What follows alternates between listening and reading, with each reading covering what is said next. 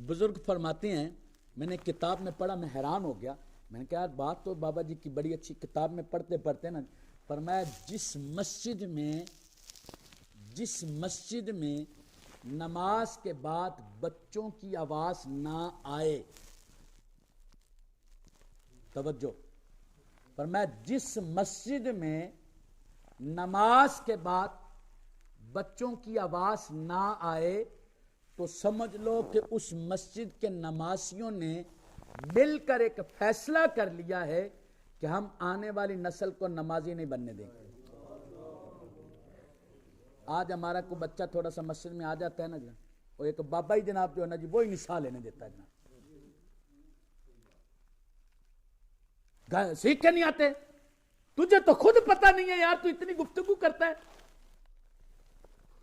एक नौजवान से भाईजान, एक नौजवान से बात हुई मेरी, हम मदनी काफले में थे और दावत पेश की, तो वो मस्जिद में आ गया।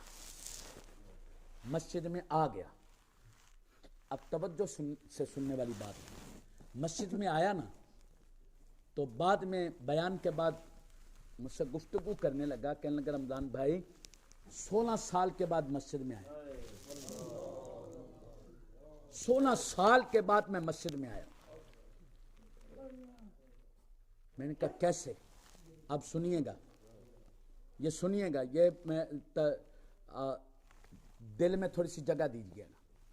16 साल के बाद मस्जिद में आया हूं। मैं कहा कैसे, क्या हुआ था तुझे? कहने लगा जी मैं क्लास में पढ़ता था, तो मैंने अपनी क्लास में दूसरी तीसरी क्लास में पढ़ता था, तो यहाँ लिखा था कि पहली सफ में जो नमाज अदा करता है उसको इतना ज़्यादा सवाब मिलता है। तो मैं जनाब शौक में ना जी वो पहली सफ में चला गया।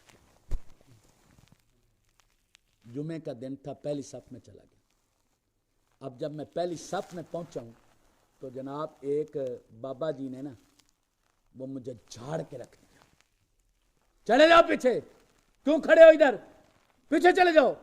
कि सारे नमाजियों के सामने मस्जिद भरी हुई थी, उसने मुझे झाड़ा। कहने लगा मैंने नमाज नहीं पढ़ी, मैं वहीं से मस्जिद से निकल गया, और आज दावत इस्लामी वालों का ये मैं शुक्रिया अदा करता हूं जिन्होंने मुझे मस्जिद में लेकर आए। ओ बाबा जी तुम होते कौन हो जनाब ऐसी गुफ्तगू करने वाले? यार तुझे किसने ये इजाजत दी कि किसी बच्चे की इस तरह बेइज्जती करो? 7 साल की नमाज, 7 साल का बच्चा और नमाज पढ़ने का हुक्म देते हैं? बोले देते हैं? बोलो तो सही यार। और 10 साल के बच्चे के लिए क्या हुक्म है? इसको मारकर भी पढ़ाओ, सजा देकर पढ़ाओ नमाज इसको। जब 10 साल के बच्चे के लिए ये हुक्म है कि इसको मारकर नमाज पढ़ाई जा सकती है, सजा दे के पढ़ाई जा सकती है, तो ये बच्चा अगर मस्जिद में आ गया है तो मस्जिद में आएगा तो सीखेगा ना यार, मस्जिद में आएगा तो आदाब सीखेगा। वो मुझे आका अलैहिस्सलाम की बात याद आ गई। नबी करीम सल्लल्लाहु अलैहि वसल्लम का दौरे मुकद्दस है, एक शख्स आया और मस्जिद नबवी में आकर, बद्दू था, मस्जिद नबवी में आकर उसने माज़अल्लाह पेशाब करना शुरू कर दिया मस्जिद में। सहाबा कराम अलैहिम रिदवान दौड़े, मारने के लिए दौड़े, फरमाया मेरे सहाबा ठहर जाओ, रुक जाओ, ठहरो। जब वो फारिग हो गया ना, फिर फरमाया ये इबादत का घर है, अल्लाह ताला का घर, ये इबादत करने के लिए होता है, इस तरीके करने के लिए नहीं है।